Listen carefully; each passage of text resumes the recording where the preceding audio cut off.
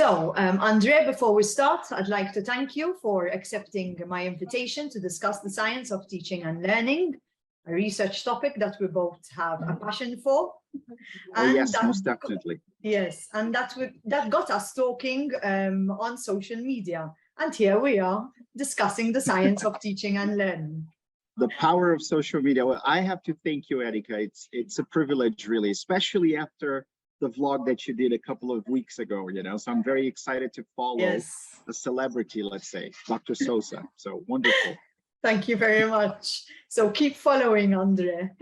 Yes, wonderful. So let's talk about your book that you have recently published, titled The Owl Factor, Reframing Your Teaching Philosophy. Yes. Can you tell us more about what the book entails? Yes, of course. I actually have a copy here. So if anybody's interested, this is what the book looks like. I think I have my screen a little blurred. Okay, now you can see it. So this is a book that I'm very proud of, I would say, because a couple of months ago, I had no idea I was going to have a book. I was going to publish a book. I had a lot of ideas that started brewing about 7 years ago, when I joined National Geographic Learning for a conference. So I was supposed to talk about teaching, the essence of teaching and learning, because I was, helping basically promote one of their materials. And then I realized that I came up with something that was interesting, which was the know, show, grow approach. So it's basically the idea that we need to use resources, all types of resources. It could be paper-based, digital resources. Our own voice is a resource. People can be considered resources. Time is a resource. Space is, anything can be considered a resource. To know something, so we use resources to know, to gain knowledge of anything. And then we can share that knowledge with someone by showing them using different methods. So, as soon as I have something in my brain that has been consolidated into the long-term memory, I can make it available. I can actually share it with the world by showing it somehow. And that's why show is the next stage. And then when we do that, we grow in the process. So basically, that was the central idea. I had no idea I was going to call it the owl factor.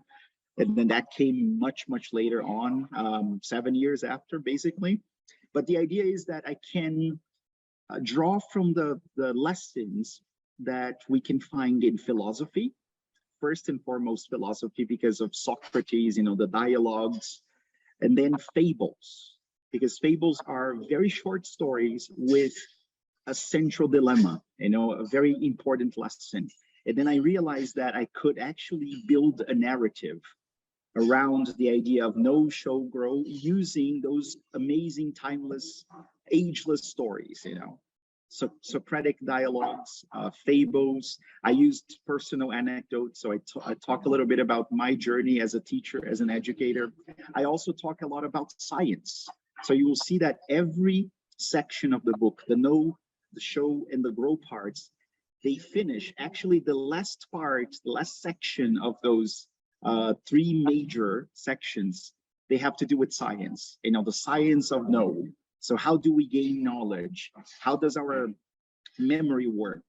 What about attention? How do we consolidate memory, right? And then, of course, methods and how we can grow our synapses and how we can make learning everlasting, or at least not just temporary, but more permanent, let's say.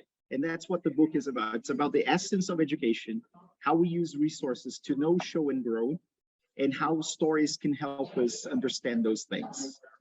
And ultimately, teachers want to read these practical strategies they can implement in the classroom. Yes. That's what they want. That's I remember asking myself exactly that, Erika, because I had this idea. I think I wrote something very philosophical. So something that helps teachers reflect on their practice. But then I realized I need to have a practical element, It has to be something that after the teachers read the section, they know what they can do in the classroom. They can actually borrow the ideas and implement something. So you will see that in the book, It starts with a lot of reflecting and thinking about your teaching philosophy. I talk a little bit about the difference between approaches, methods, strategies, and all of that. And then there is a section where they can finally get some ideas that they can use straight away. Like, if they have a class on the same day, they can start using it. So that's the idea. That's why I think it's an interesting book, because it helps you think about your practice, ask questions about what you do, but also gives you some strategies to use in the classroom. So it's a book worth buying. I hope so. Yes. My readers will have to tell me that, but I do hope so, yes. André, you have come up with the Learning Cosmos framework. Can you describe in brief what this is all about? Yes, so the Learning Cosmos is an idea that I had a couple of years ago, and it as a result of my master's dissertation. So, I studied psychology of education at the University of Bristol in the UK.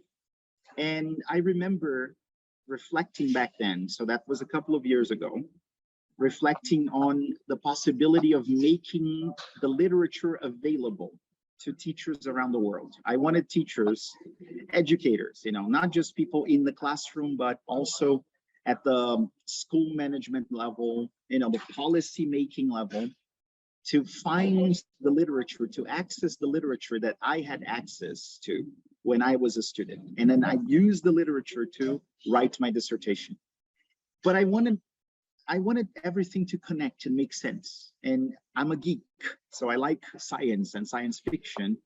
And I'm especially fond of astrophysics. So I was rereading actually Stephen Hawking's book, A Brief History of Time. And I'm a big fan of Carl Sagan's as well. So Carl Sagan wrote a wonderful book, The Demon Haunted World. And he was the host of a series back in the 80s, Cosmos. So it's a wonderful series. So they have a new edition of Cosmos on Nat Geo, I think, channel, with Neil deGrasse Tyson, an American astrophysicist. And I also a geek, so I follow him. So, all of the things started to kind of fit somehow, combine into something. I said, well, what if I get all of the literature and I think of different spheres of influence, just like the universe, the cosmos, because we can look at, let's say, the planet, and we can analyze what's going on inside the planet, but we can zoom out a little bit and look at the solar system, for example, and we can zoom out even more, and we can look at a whole galaxy, for example, right? And I think learning can be looked at from the same perspective. We can zoom in and we can look at the genetic influence, of course, of how we learn, but we can also think about the cognitive influence. So it's bigger. It's really different areas of the brain that we normally associate with the idea of cognition. For example, the frontal lobe, the prefrontal cortex, the temporal lobe where language is mostly located. But we also have to think about the emotional sphere of learning, right? Because we have many concepts such as emotional intelligence or the theory of constructed emotions. So I tried to basically create an illustration that resembled the universe, let's say the cosmos, and put all of those concepts from the literature that I learned as a master's student. And I was really impressed, actually, because to be very honest, when I started, I felt this is not going to work. But I think everything kind of fits well. Got together and you came up with this allegory of... Exactly, this idea, this allegory of the universe and as the learning. So it's, the learning cosmos makes a lot of sense to me, because we never really look at the whole picture, because learning is such a complex phenomenon, right? Very much like the universe. You can never really study the universe, the whole thing. You have to select a focus, a level of analysis, let's say. But I think there should be a guide or something that people can go to find the concepts. So let's imagine you're a teacher. The complete picture. Exactly. And you So got this complete through the picture. Learning Cosmos. That's it. Exactly. So the idea is, I'm sure it's not the complete picture, because it's always more complex, right? But I tried as hard as possible to fit almost everything I had learned as a master's student, especially concerning neuroscience and psychology. So you will see that it starts with the self, and then it expands to the cognitive sphere, and then it goes to the emotional sphere. So you have those spheres there, and then you have the attitudes and beliefs sphere, the motivation sphere, and then away from the learner, much more in the hands of the teacher, the learning design sphere, how you prepare your lesson, your environment, so that the students can learn more. So, basically imagine a telescope focusing on a planet, let's say planet Earth, and then zooming out. So when you look at the planet, you can see all of the ecosystems, working together, let's say, and then you can zoom out and you can see the atmosphere of the planet. And then as you zoom out, you can see the whole solar system. So it's kind of like that. The planetary system is the system of the student, let's say. When you zoom in on the planet, you're looking at the student, you're looking at the student's self-identity, you're looking at the student's cognitive abilities, you're looking at the student's emotional abilities, but you're also looking at the students' beliefs and attitudes toward learning, and also their levels of motivation, intrinsic motivation. But then as you zoom out, you start looking at extrinsic motivation, and then the impact of teaching and teachers and the environment on the students. So you're getting a little bit distant, more distant from the student, and you're going into, let's say, hyperspace, so you're intergalactic space. Yeah. So that's the very idea. interesting. Very interesting. Yeah. Now you discussed you might think I'm crazy, but I think a lot of people who check the Learning Cosmos might think it's incredibly complex, but I do think it's an interesting analogy that works. And now my next step is to write the book, analyzing every sphere, and then, just like the owl factor, really talk about practical elements from each sphere. So what can you do, knowing that cognition has to do with attention, memory consolidation, which includes engagement and feedback as well. So how can you work with those elements in the classroom? Because otherwise it's too abstract, too theoretical. And then where can you find the authors and the tips and the strategies that can help you work with the cognitive sphere?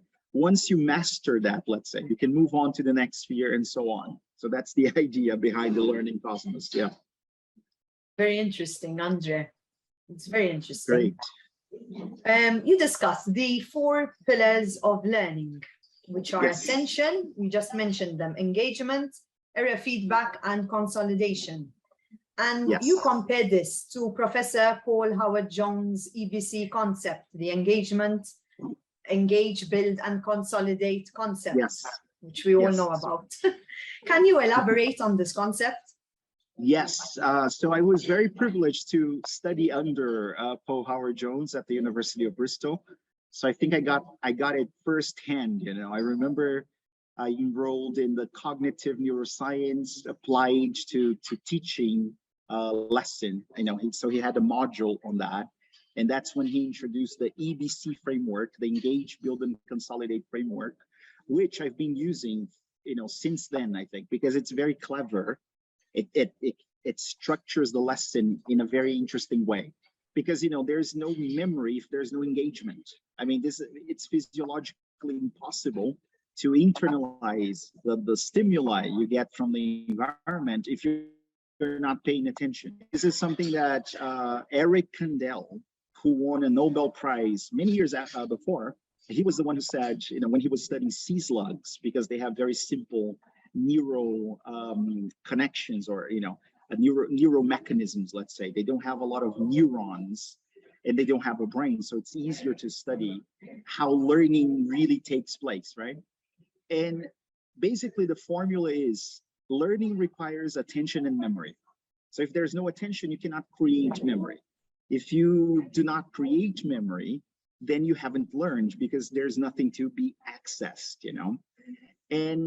But of course, it's much more complex than that. You have different types of memory, you know, and sometimes paying attention is not enough. You have to revisit things with a certain frequency.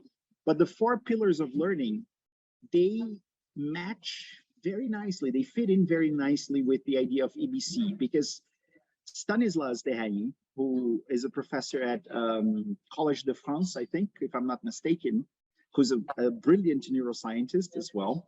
He has a wonderful book, How We Learn, and he talks about the 4 pillars of learning. And he says that there cannot be learning, there can't be any learning without attention. So again, we have to pay attention to the stimuli coming at us, you know, from our teachers, from the environment. And for us to pay attention, we have to be engaged. So that has to do with the brain's reward system. Dopamine, for example, needs to be happening there. Otherwise, you don't pay attention because you're not engaged. But he also says that for us to learn things effectively, there has to be feedback, because we can be maybe going in a different direction, a direction that will help us hardwire something in our brains, but in the wrong way. So we need to receive feedback from the environment, responses from our teachers or from the things that we are doing. And finally, when all of those things are applied, we are consolidating memory. So memory is stored temporarily in our working memory system. And we need to revisit those things and use those things long enough for them to be consolidated into our long-term memory. And that takes time normally, depending on the type of stimulus that you are accessing. So that's why it's very important for us to understand those cognitive aspects of learning, you know, because a lot of teachers, a very easy practical example is sometimes you're giving instructions and your students are not paying attention. So they're not going to make any memories, you know. So the very first thing you have to do is to engage their attention. Yes, and it often happens in class when you give instructions and they would just have not listened to you, or else few minutes after, they ask, what do I have to do? You know, so it shows they would have not been engaged. Perfect. And you can ask, let's say, concept checking questions or instruction checking questions, for example, just to check if they were paying attention. Because if they were not paying attention, for them to learn that, they will have to pay attention at some point. And it might be much harder because they will have to do that on their own, outside of the classroom, using the materials that are available. So that's why the very first thing that any teacher has to do is to engage their students, you know. They have to engage their students. And again, if you look at the psychology of this, there are intrinsic motivators that we can use, you know, to make sure that the students are engaged. But we can also use extrinsic motivators so that the students will pay attention. Otherwise, you're wasting your resources, let's say, you know, because they will have to attend to that later on. And that's, you know, something that we take for granted, I think. So first thing, all teachers listening to us, engage your students. If they're not engaged, they're not paying attention, they're not making new memories, they're not learning, you know, so they will have to do that after the lesson.